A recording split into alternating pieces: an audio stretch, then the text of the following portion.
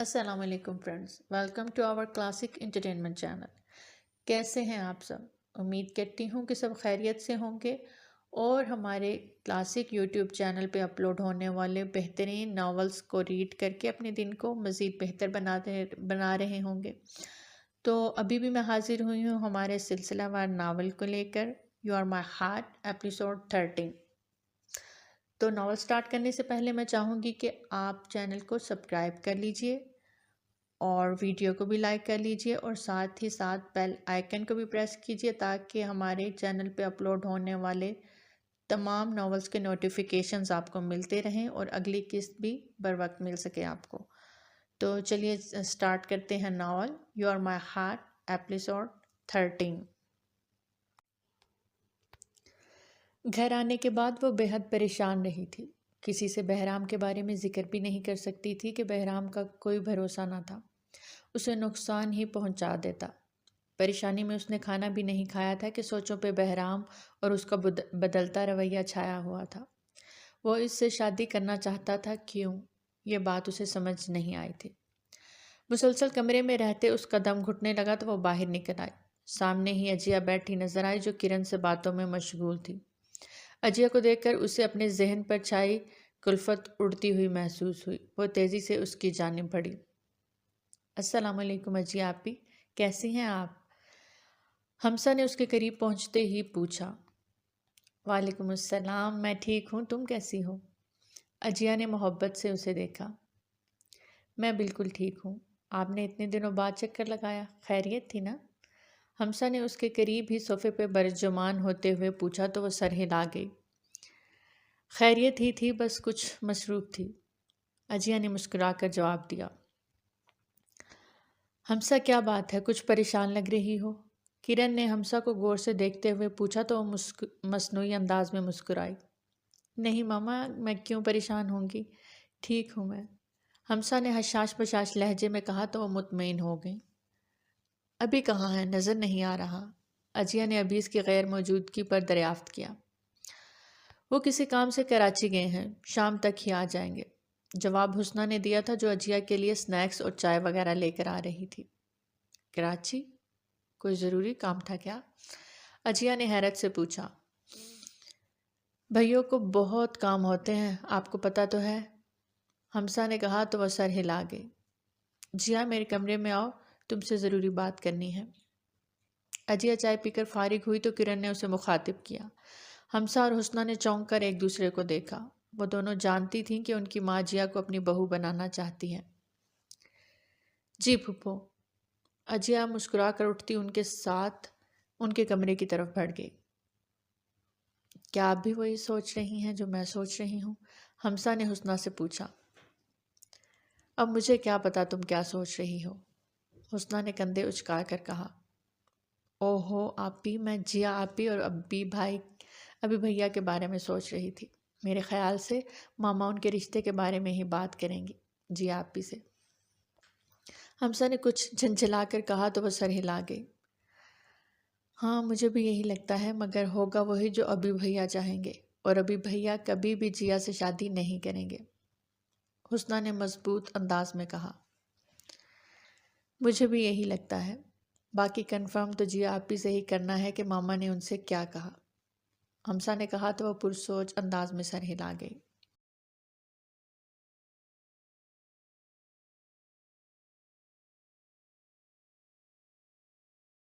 یہ کیا کہہ رہی ہیں آپ جانتی ہیں میں ابھی کو کتنا چاہتی ہوں پھپھو، پھر آپ ایسا کیسے کہہ سکتی ہیں مجھ سے؟ اجیا نے نم نگاہوں سے کرن کو دیکھا جو خود بھی دکھی نظر آ رہی تھی۔ ابھی نے تم سے شادی سے صاف انکار کر دیا ہے جیا، اور تم بھی جانتی ہو کہ وہ میری یا دلاور صاحب کی بات نہیں مانے گا، بلکہ وہی کرے گا جو وہ چاہتا ہے، کرن نے بے بسی سے کہا۔ اجیا تو یہ سن کر ہی صدمے میں چلی گئی تھی۔ مگر میں اس سے محبت کرتی ہوں پھپھو، میں اسے کھو نہیں سکتی۔ اجیا کی آنکھوں سے آنسو بہنے لگے تو کرن نے اسے اپنے ساتھ لگا لیا۔ میں جانتی ہوں مگر ابھی نہیں مان رہا، وہ تو یہ سنتے ہی بھڑک گیا تھا کہ ہم نے اس سے تمہارے رشتے کا سوچ رکھا ہے۔ کرن نے اجیا کی پشت سہلاتے بتایا تو اجیا کے رونے میں اضافہ ہوا۔ وہ ایسا کیوں کر رہا ہے پھپھو؟ آپ جانتی ہیں کہ میں بچپن سے اسے چاہتی ہوں، اور آپ نے بھی کہا تھا کہ میں ہی آپ کی بہو بنوں گی، پھر ایسا کیوں؟ میں ابھی کے علاوہ کسی اور کے بارے میں سوچ بھی نہیں سکتی پھپھو۔ اجیا نے اپنے آنسو صاف کرتے کہا تو کرن نے بے بسی سے اسے دیکھا۔ ابھی کو تم جانتی تو ہو جیا، ایک بار جو فیصلہ کر لے اس سے پیچھے نہیں ہٹتا، اور نہ ہی وہ کسی کی سنتا ہے۔ ہم اسے فورس نہیں کر سکتے۔ تم فکر مت کرو، میں اپنی جیا کے لیے بہت بہت اچھا لڑکا ڈھونڈوں گی۔ کرن نے اسے بہلانا چاہا تھا مگر وہ نفی میں سر ہلا گئی۔ بات اچھے لڑکے یا اچھے رشتے کی نہیں ہے پھپھو، بات محبت کی ہے جو مجھے ابھی سے ہے اور ابھی کے علاوہ اور کسی سے نہیں ہو سکتی۔ ابھی کو جلد یا بدیر میرا ہی ہونا ہے، چاہے وہ مانے یا نہ مانے۔ مضبوط لہجے میں کہہ کر وہ بغیر رکے باہر نکل گئی تھی، جبکہ کرن نے تعصب سے سر ہلا دیا۔ کہیں نہ کہیں غلطی تو اس کی بھی تھی کہ اجیا کے جذبات کو اس نے بھی بڑھاوا دیا تھا، تبھی وہ ابھی سے محبت میں بہت آگے نکل گئی تھی۔ اگر وہ اسے وقت پہ سمجھاتی تو آج ابھی کے انکار پر اجیا یوں دل برداشتہ نہ ہوتی، مگر اب پچھتاوے سے کیا ہو سکتا تھا؟ ان کے کہنے پہ ابیز اپنا فیصلہ نہیں بدلنے والا تھا، اور یہ بات وہ سب اچھے سے جانتے تھے۔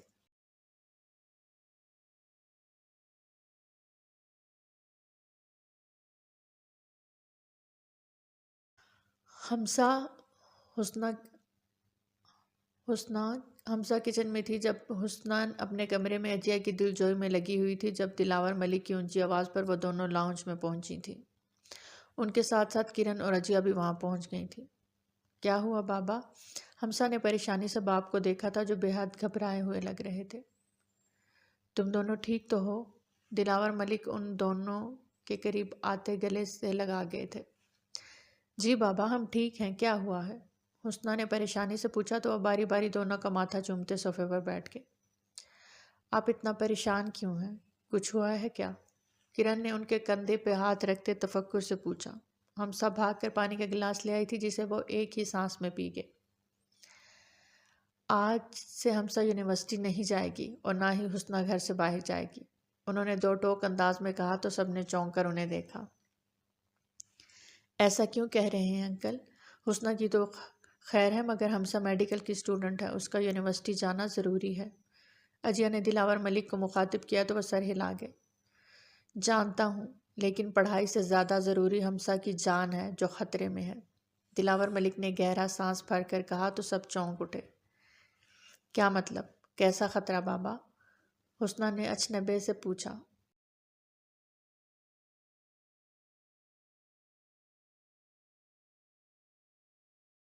کسی نے مجھے دھمکی دی ہے کہ میں اپنی بیٹیوں کی جتنی حفاظت کر سکتا ہوں کر لوں، میری ذرا سی چوک میری بیٹیوں کی جان پر بھاری پڑ سکتی ہے۔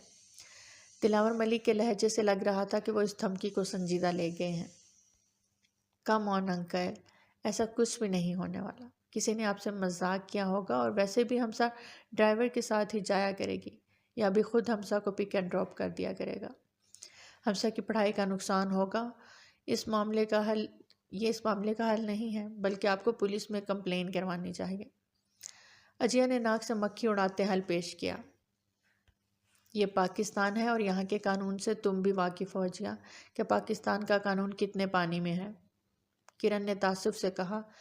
گھبرا تو وہ بھی گئی تھی، تبھی دلاور ملک کے فیصلے سے مطمئن بھی تھی۔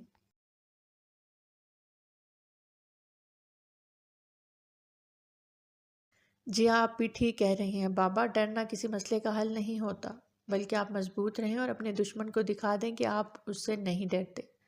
جو جتنا ڈرتا ہے اسے اتنا ہی ڈرایا جاتا ہے، اس لیے اس سب کو زیادہ سیریس مت لیں۔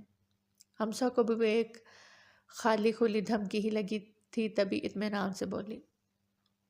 ٹھیک ہے، لیکن تمہیں آج سے میں خود یونیورسٹی لے کے جایا کروں گا اور واپسی پر بھی میں ہی لے کے آیا کروں گا۔ تم یونیورسٹی ٹائمنگ کے دوران یونیورسٹی سے باہر نہیں جایا کرو گی اور نہ ہی حسنہ اب گھر سے باہر نکلے گی۔ دلاور ملک نے اپنا فیصلہ سنایا تو جہاں ہم سب بغیر اعتراض کیے سر ہلا گئے، وہیں حسنہ نے منہ بگاڑا تھا، مگر پھر باپ کا پریشان چہرہ دیکھتی چپ رہ گئی تھی۔ آپ فکر مت کریں، سب ٹھیک ہو جائے گا۔ کرن نے دلاور ملک کو دلاسا دیا تو وہ فقط سر ہلا گئے۔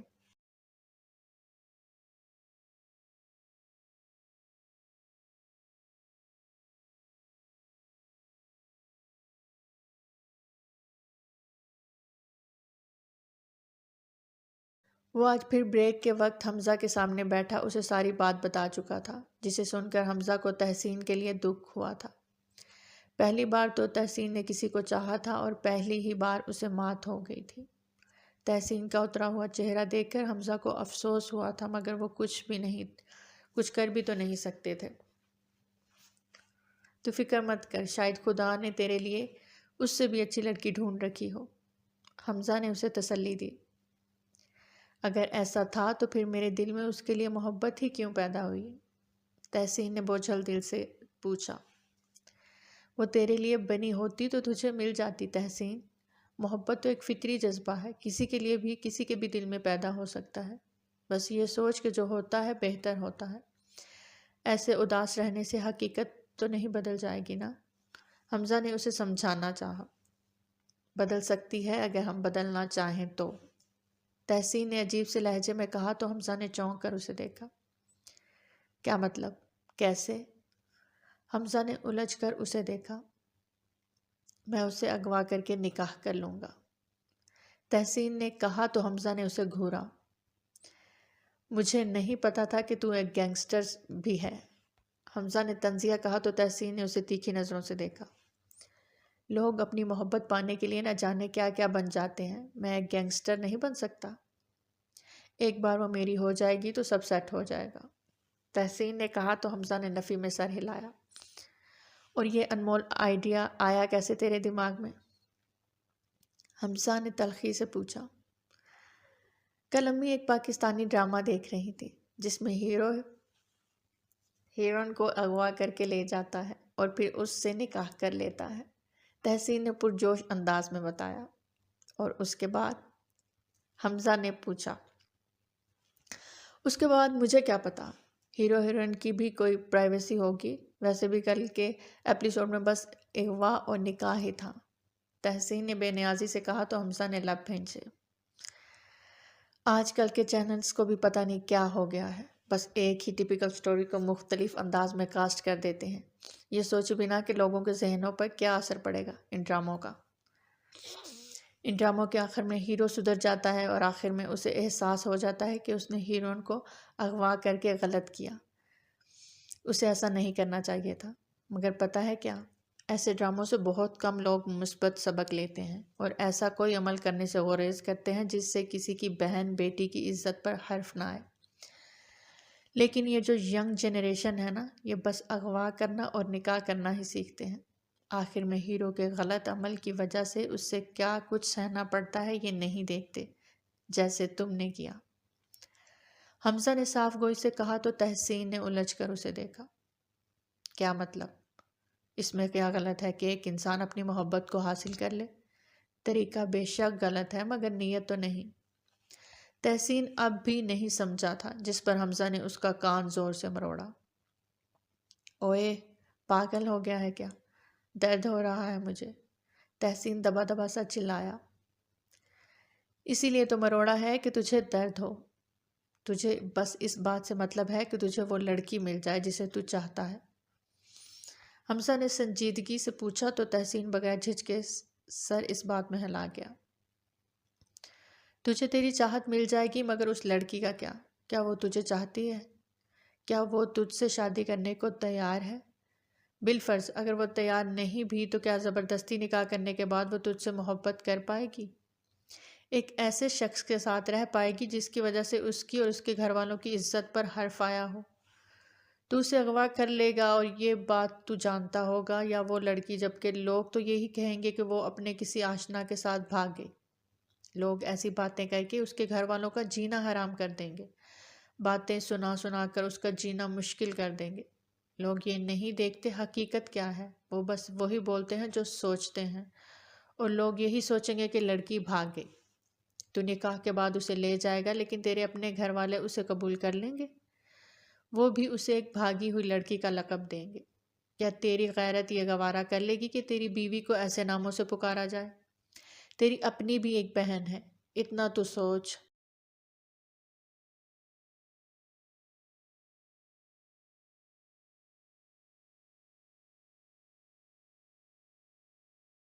حمزہ نے اسے تفصیل سے ایک پہلو سے آگاہ کیا تو تحسین کا سر جھک گیا۔ حمزہ نے جو کہا تھا اس کے بارے میں اس نے ایک بار بھی نہیں سوچا تھا، تو اب اس کے علاوہ تو کوئی حل نہیں ہے۔ اس کی شادی ہونے والی ہے یار۔ تحسین بے بس ہوا تھا۔ تو شاید خدا نے اسے تیری قسمت میں لکھا ہی نہ ہو۔ خدا کی رضا میں راضی رہے گا تو تیرے لیے بہتر ہوگا۔ قسمت سے زیادہ اور وقت سے پہلے نہ کبھی کسی کو کچھ ملا ہے نہ ملے گا۔ تو بھی بھول جا اسے اور اسے اس کی زندگی میں خوش رہنے دے۔ اسی میں سب کی بہتری ہے، اور انشاءاللہ اللہ نے تیرے لیے بہتر ہی سوچا ہوگا۔ حمزہ نے کہا تو وہ گہرا سانس بھر گیا۔ مگر میں اس سے بہت محبت کرتا ہوں، تحسین نے یاسیت سے کہا۔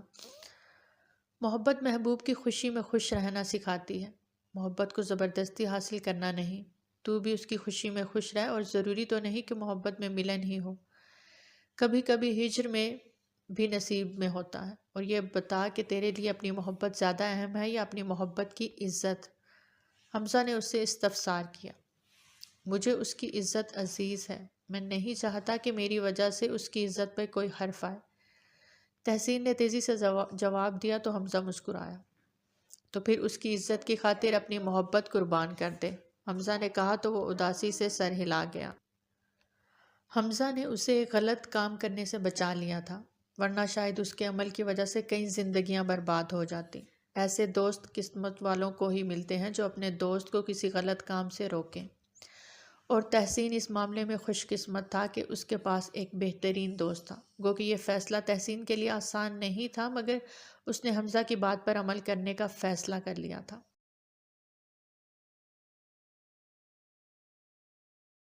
اچھا یہ سب چھوڑ، تجھے ایک بات بتانی تھی۔ حمزہ نے موضوع بدلا تو تحسین نے سوالیہ انداز سے اسے دیکھا۔ اگلے ہفتے ہمارا بیچ کسی گاؤں میں والنٹیئر ورک کے لیے جا رہا ہے۔ اگلے ہفتے ہمارا بیچ کسی گاؤں میں والنٹیئر ورک کے لیے جا رہا ہے، حمزہ نے بتایا تو تحسین نے ابروج کہا۔ کیوں؟ وہاں کوئی ہسپتال نہیں ہے کیا؟ تحسین نے پوچھا تو وہ کندھے اچکا گیا۔ یہ تو اب وہیں جا کر پتہ چلے گا، اچھا ہے نا کہ تھوڑا ماحول بدل جائے گا، حمزہ نے کہا تو وہ بھی سر ہلا گیا۔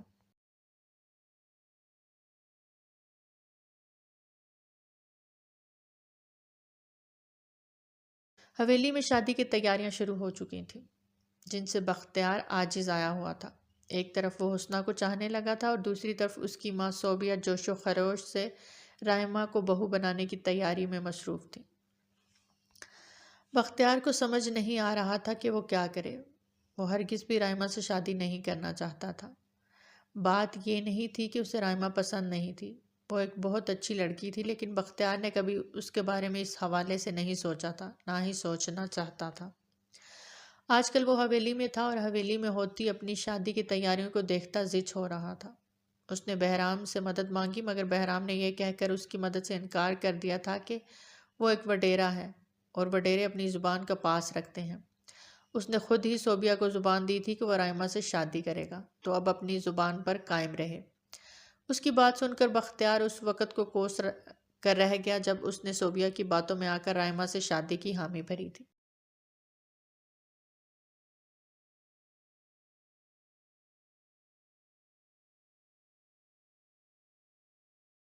رائمہ سے بات کر کے وہ دیکھ چکا تھا، مگر وہ خود بھی بے بس تھی۔ وہ ایک بار پھر بے بس ہوتا بہرام کے پاس آیا تھا، جو اس وقت فون پر کسی سے بات کرنے میں مصروف تھا۔ اسے آتا دیکھ کر اس نے کال کاٹی اور اس کی طرف متوجہ ہوا۔ کچھ کہنا ہے بخت؟ بہرام نے اس کو منہ لٹکائے دیکھ کر پوچھا تو وہ تیزی سے اس بات میں سر ہلا گیا۔ کہو، میں سن رہا ہوں، بہرام سنجیدگی سے کہتا صوفے پہ بیٹھا۔ مجھے یہ شادی نہیں کرنی ویر سائیں، بختیار نے کہا تو بہرام نے غور سے اسے دیکھا۔ کوئی نئی بات کرو بخت، یہ بات پرانی ہو گئی ہے، بہرام نے بے نیازی سے کہا تو وہ آنکھیں گھماتا اس کی طرف بڑھا اور اس کے قدموں میں بیٹھ گیا۔ ابھی صرف 23 سال کا ہوں میں، اتنی چھوٹی سی عمر میں کون شادی کرتا ہے؟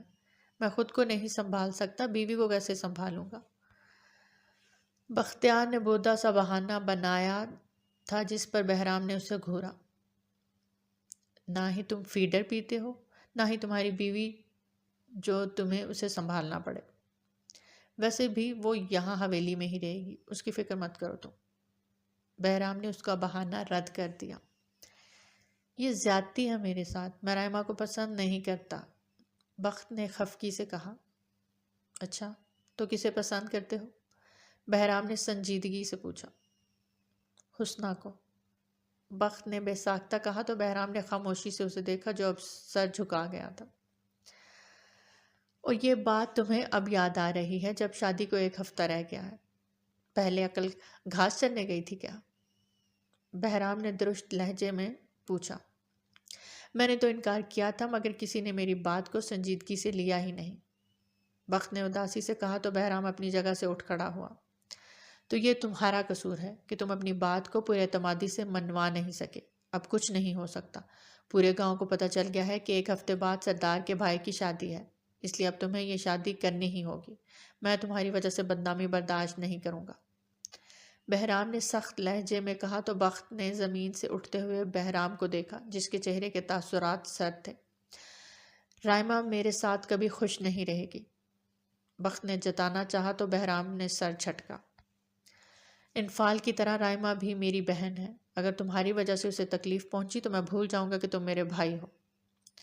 بہرام سخت لہجے میں کہتا کمرے سے باہر نکل گیا تھا جبکہ بختیار اپنے بال دبوچ کر رہ گیا۔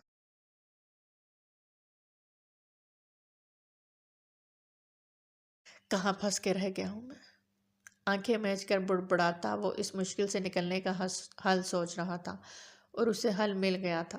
گو کہ اس سب کے بعد بہرام اور اس کا باپ اسے معاف نہیں کرنے والے تھے مگر وہ زبردستی کے رشتے میں نہیں بن سکتا تھا کہ زبردستی کے رشتے پائیدار نہیں ہوتے، نہ ہی وہ رائمہ کے ساتھ جڑے رشتے کو نبھا سکتا تھا۔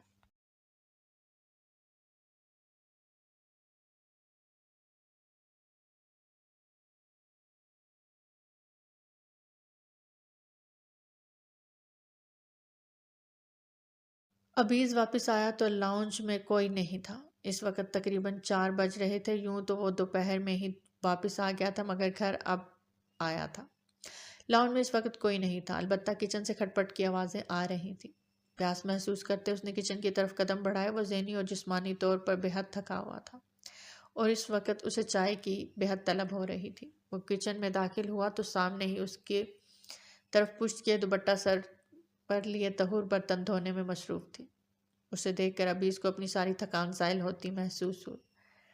جانے کیا بات تھی اس لڑکی میں کہ وہ اپنی تمام تر بے نیازی اور اکتاہٹ کے باوجود بھی ابیز کے دل میں اتر گئی تھی، اور یوں کہ ابیز کو سوچنے سمجھنے کا وقت بھی نہیں ملا تھا۔ احساس ہوا بھی تو انفال کے سامنے جو اس کی پہلی بیوی تھی۔ طہور، بہت جلد تھکی تھکی سی آواز میں اسے پکارا تو وہ جو اپنے دھیان میں تھی چونک کر پلٹی۔ السلام علیکم سر۔ اسے دیکھ کر نامحسوس انداز میں دوپٹہ درست کیا اور سلام جھاڑا۔ سامنے کھڑے ابیز کو سرسری سا دیکھا تھا جو ڈریس پینٹ شرٹ میں ملبوس تھا اور ایک ہاتھ میں کوٹ لٹکا رکھا تھا۔ ٹائی بھی ڈھیلی ہو کر گلے میں جھول رہی تھی جبکہ چہرے سے وہ تھکا تھکا سا لگا تھا۔ وعلیکم السلام، کیسی ہو؟ ابیز نے اسے نظروں میں رکھ کر پوچھا تو اس کا بدلا بدلا سا لب و لہجہ اور انداز طہور کو ٹھٹکنے پر مجبور کر گیا۔ اللہ کا شکر ہے سر، نپاتلا جواب دے کر وہ وہاں سے ہٹنے والی تھی جب ابیز نے ایک بار پھر اسے پکارا۔ میں بہت تھک گیا ہوں طہور، 1 کپ چائے کمرے میں لے آؤ۔ اس نے دھیمے لہجے میں نہ جانے کیا جتانا چاہا تھا اپنی کہہ کر وہ واپس پلٹ گیا تو طہور نے نہ سمجھی سے کندھے اچکاتے چائے بنانے کی تیاری شروع کی۔ ابیز کمرے میں آیا اور کوٹ صوفے پر پھینکتے وہیں بیٹھ گیا۔ صوفے کی پشت سے ٹیک لگائے آنکھیں موند کر کچھ دیر وہ انگلیوں سے اپنی کن پٹیاں سہلاتا رہا جو بے تحاشا درد کر رہی تھی۔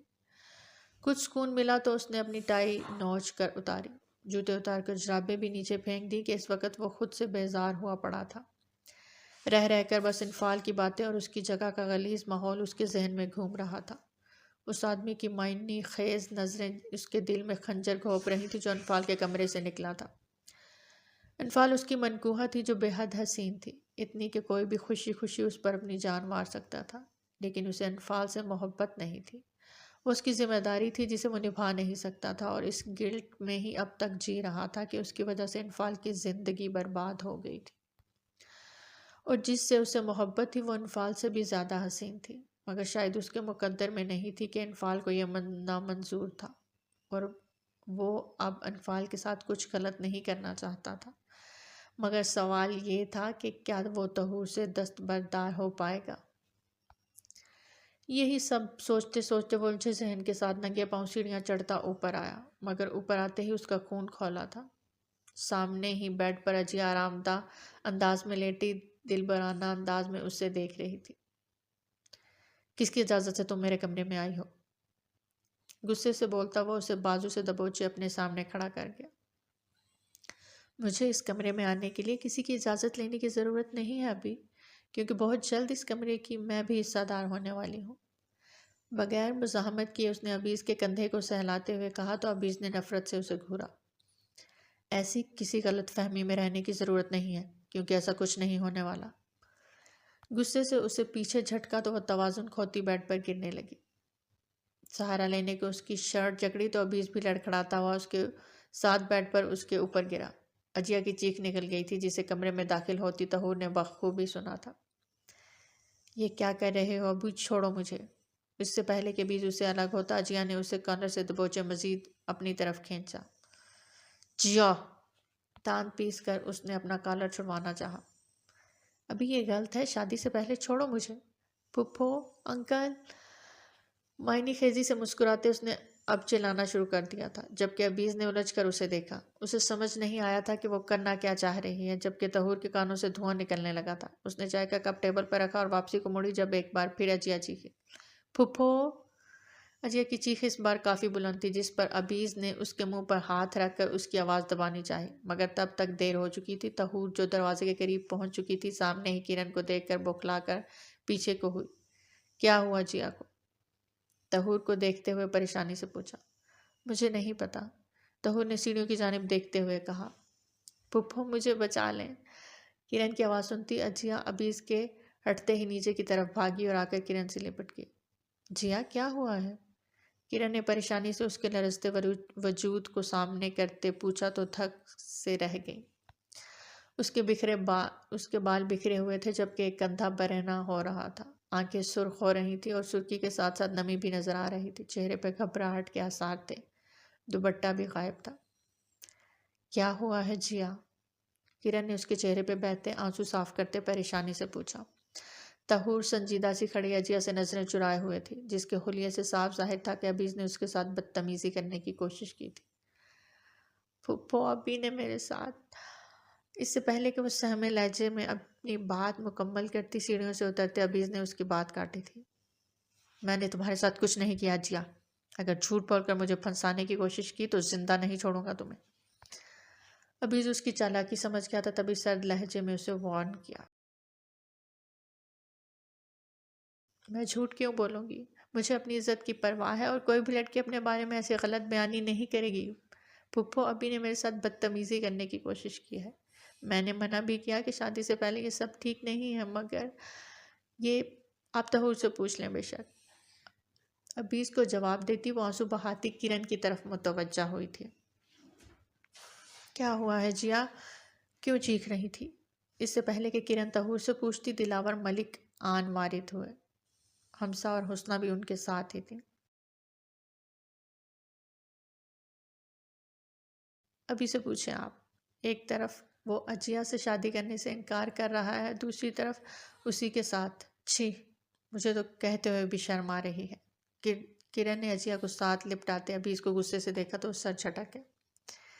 ایسا کچھ نہیں ہے ڈیڈ، اجیا جھوٹ بول رہی ہے، میں نے اس کے ساتھ کچھ غلط نہیں کیا۔ ابھی اس کا بس نہیں چل رہا تھا کہ اجیا کا قتل کر دے، تبھی ضبط کھوتا چلایا تھا۔ جھوٹ! اجیا میم نہیں، آپ بول رہے ہیں سر۔ میں نے خود سنا تھا اجیا میم آپ کو اپنے قریب آنے سے منع کر رہی تھی، مگر آپ ان کی نہیں سن رہے تھے۔ تب سے چپ کھڑی طہور نے کہا تو عبیز نے ششدر انداز میں اسے دیکھا۔ کوئی اور ایسا کہتا تو اسے اتنا دکھ نہ ہوتا، مگر طہور اس کی محبت تھی، اس کے منہ سے یہ سب سن کر اسے جھٹکا لگا تھا۔ طہور! صدمے کی کیفیت میں اس کا نام پکارا، مگر وہ دلاور صاحب کی طرف متوجہ تھی۔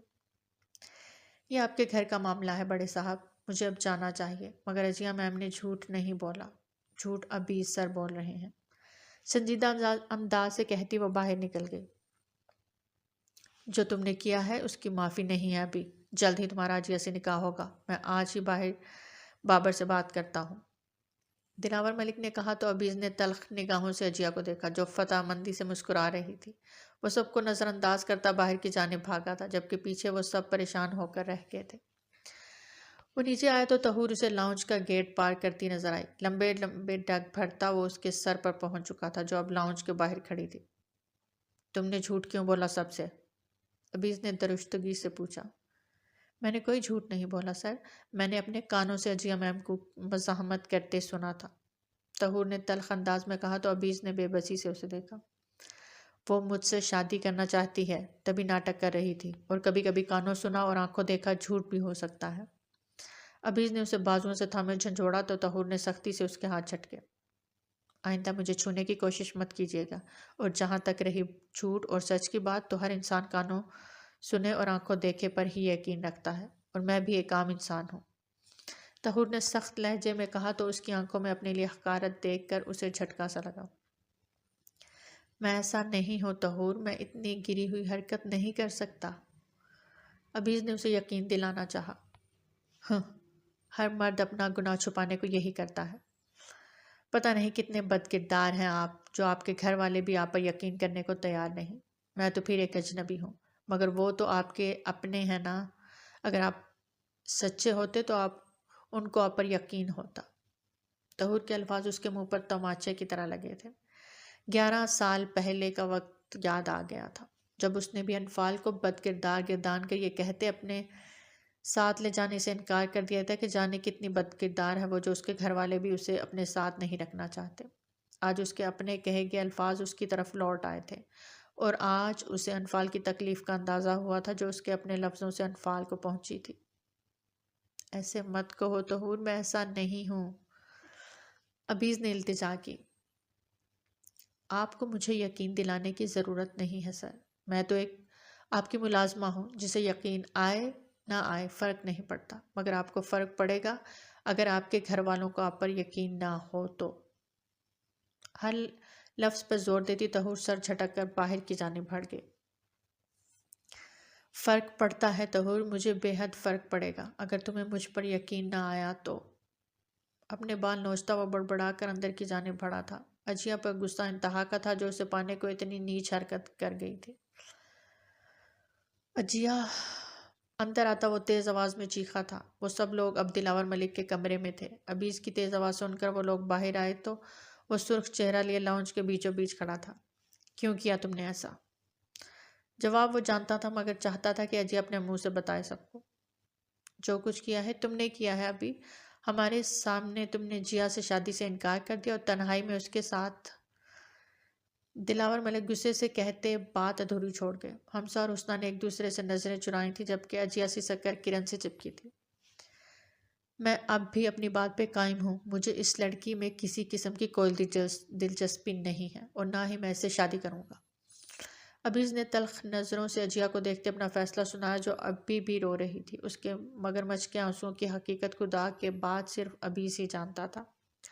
تو پھر کس سے کرنی ہے شادی، یہ بھی بتا دو ہمیں، دلاور ملک چٹخ کر اس سے پوچھنے لگے۔ انہیں عبیز کی ڈھٹائی پر غصہ آنے لگا تھا جو اتنا سب کچھ کرنے کے بعد بھی ذرا سا بھی شرمندہ نہیں تھا۔ جس سے شادی کرنی تھی اس سے کر چکا ہوں میں، اور آپ فکر مت کریں، 2 دن تک وہ اس گھر میں ہوگی آپ کی بہو کے روپ میں۔ سرد نگاہوں سے اجیا کو گھورتا وہ اس کے سب کے سروں پر دھماکہ کرتا وہاں سے جا چکا تھا۔ ابھی بھیا نے شادی کر لی؟ حمزہ نے زیر لب کہا۔ ایسا نہیں ہو سکتا۔ کرن بھی صدمے سے بڑبڑائی تھی جبکہ اجیا اپنا منصوبہ ناکام ہوتے دیکھ اور اس دل دہلا دینے والی خبر کو سن کر بغیر کچھ کہے گیسٹ روم کی جانب بڑھ گئی تھی۔ یہ لڑکا میری جان لے کے ہی چھوڑے گا، دلاور ملک تھکے تھکے سے انداز میں کہتے صوفے پہ ڈھیسے گئے تو حسنہ تیزی سے کچن سے پانی لینے بھاگی۔ تو پیارے ریڈرز، کیسی لگی آپ کو آج کی قسط؟ امید کرتی ہوں کہ آپ کو پسند آئی ہوگی۔ تو چلیے بہت جلد ملتے ہیں نیکسٹ ایپیسوڈ کے ساتھ، تب تک اپنا بہت خیال رکھیں۔ اللہ حافظ۔